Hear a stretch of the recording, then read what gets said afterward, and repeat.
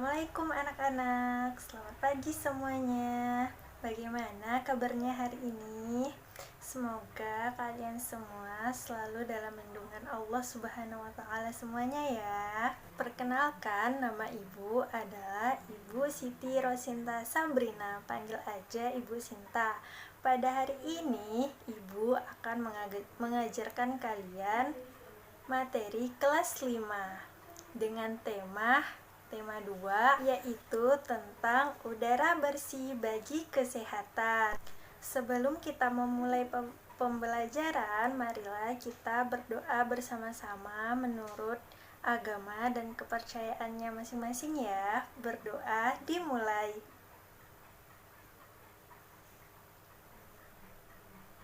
Selesai. Oke, sebelum kita mulai pembelajarannya, Ibu akan menjelaskan terlebih dahulu tujuan pembelajaran kita pada hari ini.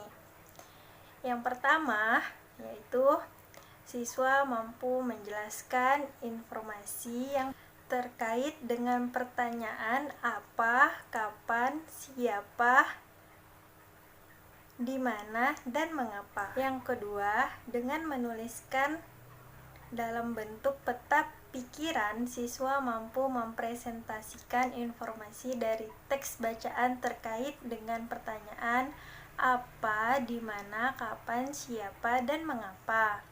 Dengan menyimak penjelasan guru dan membaca informasi, siswa dapat menjelaskan makna tanggung jawab sebagai warga masyarakat. Kemudian yang ketiga, dengan mengamati pelaksanaan pengambilan keputusan dalam pemilihan ketua RT, ketua RW, atau kepala desa, siswa dapat melihat wujud tanggung jawab sebagai warga masyarakat. Kemudian yang keempat, dengan kegiatan wawancara, siswa dapat mengidentifikasikan jenis-jenis usaha dan kegiatan ekonomi di sekitarnya. Selanjutnya yang kelima, dengan menggunakan hasil dari kegiatan wawancara, siswa mampu membuat atau produk unggulan dari daerah setempat yang mempresentasikan jenis-jenis usaha dan kegiatan ekonomi masyarakat setempat. Dan yang terakhir, dengan menyimak penjelasan guru dan membaca informasi, siswa mampu mengidentifikasikan jenis-jenis usaha dan kegiatan ekonomi masyarakat Indonesia dalam bidang pertanian, peternakan, perkebunan, dan kehutanan, perikanan, pertambangan, dan perindustrian. Anak-anak semua tahu, semua makhluk hidup memerlukan oksigen untuk bernapas. Oksigen tersedia melimpah jika lingkungan kita bersih dan banyak tumbuhan hijau. Menciptakan lingkungan bersih dan banyak tumbuhan hijau menjadi tanggung jawab kita bersama. Hari menanam pohon. Indonesia dikatakan sebagai paru-paru dunia. Sebutan itu disematkan karena di Indonesia terdapat hutan yang sangat luas. Daun-daun di hutan mengeluarkan oksigen berlimpah. Oksigen merupakan unsur penting bagi kehidupan. Namun, sayangnya, hutan kita semakin berkurang akibat kebakaran atau penebangan pohon di hutan secara liar. Oleh karena itu, pemerintah bersama rakyat berusaha mengurangi kerusakan hutan. Salah satu upaya yang dilakukan yaitu menanam kembali pohon di lingkungan. Pada tanggal 28 November diperingati sebagai Hari Menanam Pohon. Peringatan Hari Menanam Pohon pada tahun 2015 diawali sejak tanggal 26 November. Presiden melakukan penanaman pohon di Taman Hutan Rakyat Sultan Adam, Kalimantan Selatan. Ada 10.000 pohon ditanam di hutan itu. Pohon yang ditanam pun bermacam-macam, termasuk pohon-pohon yang buahnya dapat dimakan. kita dapat berperan serta untuk mengembalikan paru-paru dunia. Menanam pohon tidak hanya dapat dilakukan di hutan, kita dapat menanam pohon di lingkungan sekitar kita. Semakin banyak pohon di lingkungan kita, semakin banyak pasokan oksigen bagi kehidupan. Anak-anak bisa melihat di peta pikiran. Di situ ada beberapa pertanyaan: kapan, di mana kegiatan dilakukan, pohon apa yang ditanam, mengapa kita harus menanam pohon, apa yang dilakukan, siapa yang melakukan hari penanaman pohon. Nah, di sini ada yang bisa menjawabnya. Kapan hari penanaman pohon tersebut? Ya, hari menanam pohon diperingati setiap tanggal 28 November. Pintar. Kemudian pertanyaan selanjutnya, di mana kegiatan dilakukan? Iya, di Taman Hutan Rakyat Sultan Adam, Kalimantan Selatan. Kemudian, siapa yang bisa menjawab pertanyaan selanjutnya? Pohon apa yang ditanam? Ya, betul. Pohon yang ditanam bermacam-macam, termasuk pohon yang menghasilkan buah. Kemudian, pertanyaan selanjutnya, siapa lagi yang mau jawab? Ya, pertanyaan selanjutnya, mengapa kita harus menanam pohon? Ada yang bisa menjawabnya? Iya, benar sekali, tepat jawabannya. Mengapa kita harus menanam pohon? Agar kelestarian lingkungan terjaga dan ketersediaan oksigen berlimpah. Kemudian, apa yang bisa dilakukan untuk penanaman pohon? Menanam pohon untuk mengurangi kerusakan hutan dan mengembalikan paru-paru dunia. Siapa yang melakukan penanaman pohon? Pemerintah bersama seluruh masyarakat. Menjaga lingkungan sekitar dengan cara menanam pohon merupakan salah satu tanggung jawab kita ya anak-anak sebagai warga masyarakat. Semua warga masyarakat mempunyai tanggung jawab dalam menciptakan kenyamanan dan keamanan lingkungan yang di tempat tinggalnya.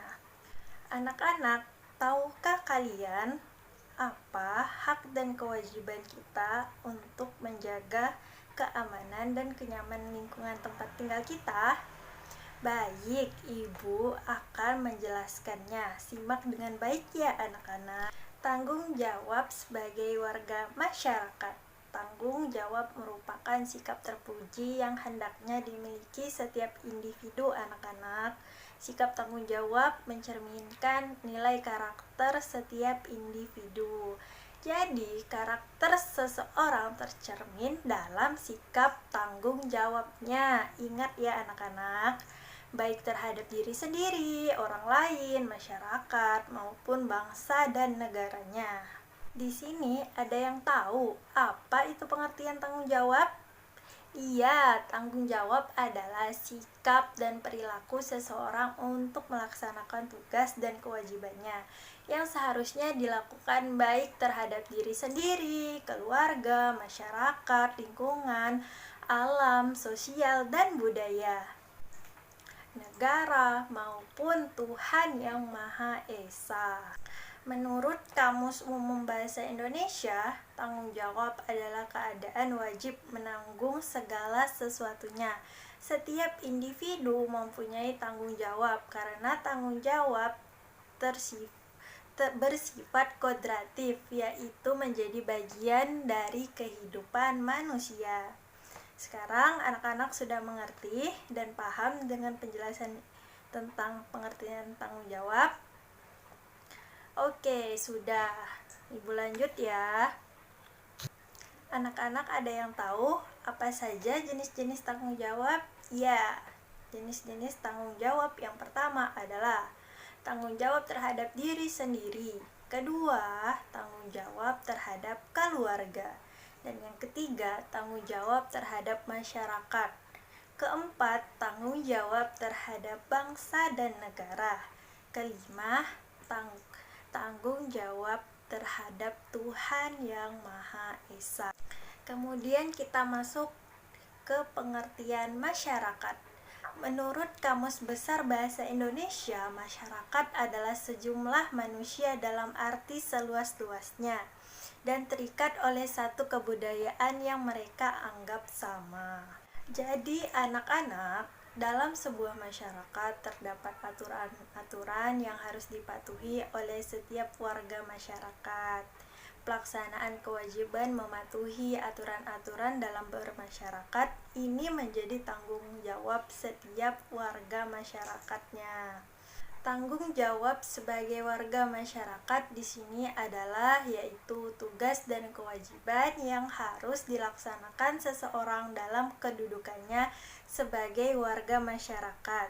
Hidup bersama dalam masyarakat berarti hidup dengan orang lain dalam suatu tempat tertentu dan mempunyai kepentingan tertentu.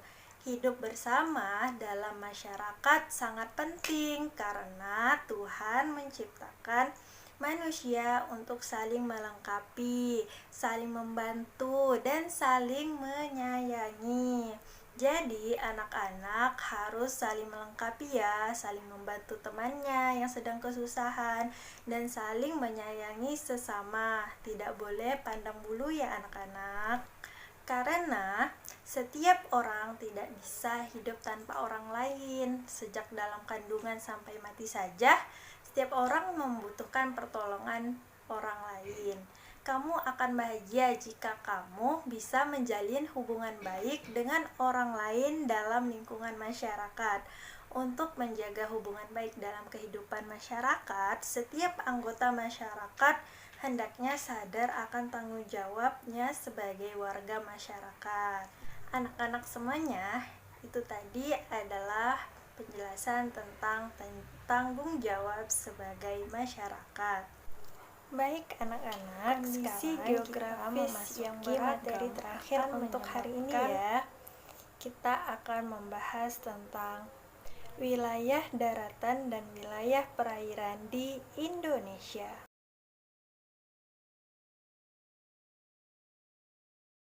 Beragam pula jenis ekonomis masyarakat di Indonesia. Lalu, anak-anak pada tahu tidak apa yang dimaksud dengan kegiatan ekonomi? Nah, kegiatan ekonomi adalah semua kegiatan yang dilakukan manusia untuk memenuhi kebutuhan hidupnya. Lalu, anak-anak pada tahu tidak apa saja kegiatan ekonomi yang dilakukan oleh rakyat Indonesia? Nah, berikut Ibu akan memberikan penjelasan tentangnya. Jenis-jenis usaha ekonomi masyarakat. Yang pertama, agraris. Usaha agraris meliputi kegiatan pertanian dan perkebunan. Sektor usaha agraris terdapat di daerah perdesaan dan pegunungan. Hasil pertanian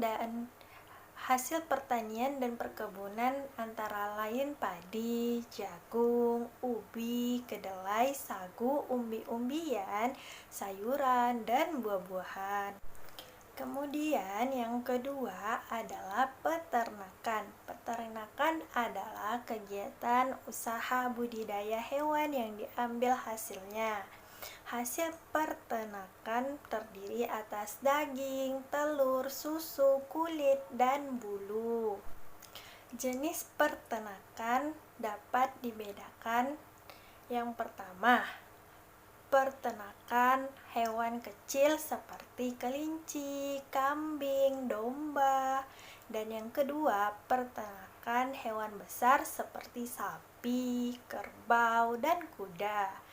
Dan yang terakhir, peternakan unggas seperti ayam, itik, burung, dan puyuh. Kemudian yang ketiga, jenis-jenis usaha ekonomi masyarakat yaitu perikanan. Secara umum, usaha perikanan dibedakan menjadi perikanan darat dan perikanan laut. Perikanan darat perikanan air tawar, perikanan air payau, itu yang terdapat di perikanan darat. Sedangkan di laut, perikanan air laut yaitu usaha menangkap ikan di pantai atau laut. Lalu yang keempat adalah jenis usaha ekonomi pertambangan. Barang tambang dapat dibedakan sebagai berikut ini. Akan Ibu jelaskan. Yang pertama, barang tambang mineral logam, misalnya emas, perak, tembaga, timah, bauksit, dan nikel. Yang kedua, barang tambang mineral non-logam, yaitu misalnya belalang, belerang, gipsum, marmer, dan batu gamping. Yang ketiga, barang tambang sebagai sumber energi, misalnya minyak bumi, batu bara, dan gas alam. Perusahaan-perusahaan Indonesia yang bergerak di pertambangan antara lain yaitu PT Pertamina, PT Aneka Tambang, PT Freeport Indonesia, dan PT Chevron Pacific Indonesia. Yang kelima, jenis usaha ekonomi kehutanan. Hasil hutan Indonesia antara lain yaitu kayu jati, meranti, ulin damar, dan rotan. Yang keenam, jenis usaha ekonomi di Indonesia adalah perdagangan.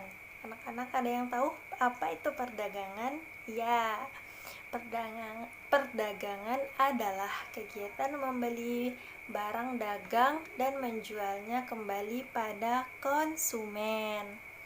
Melalui kegiatan perdagangan akan memperoleh keuntungan dari selisih harga jual dan harga beli.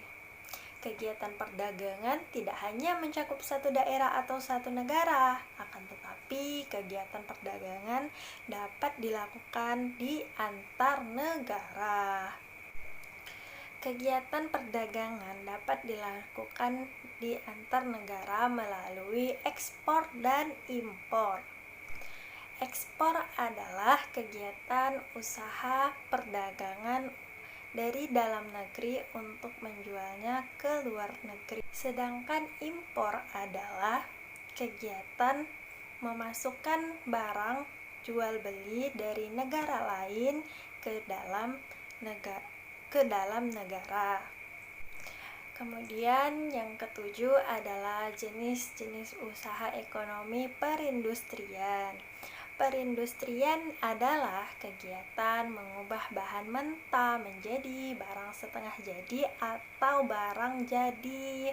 Usaha industri dapat dilakukan secara perorangan atau kelompok.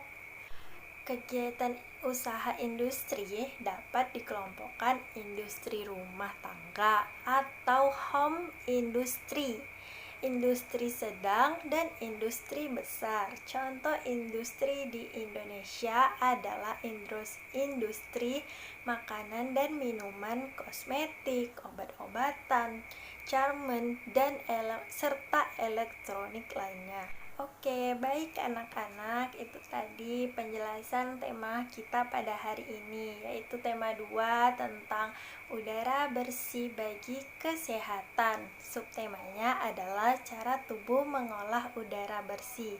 Pembelajaran yang ketiga kali kita untuk hari ini. Baik anak-anak, jangan lupa ya materi tadi diulangi lagi di rumah. Jangan lupa belajar lagi. Jangan usahakan dalam satu hari kalian harus belajar minimal 15 menit untuk membaca buku di rumah. Jangan lupa ya anak-anak, jangan terlalu kebanyakan main. Oke anak-anak, sebelum pulang marilah kita membaca doa bersama-sama. Berdoa dimulai.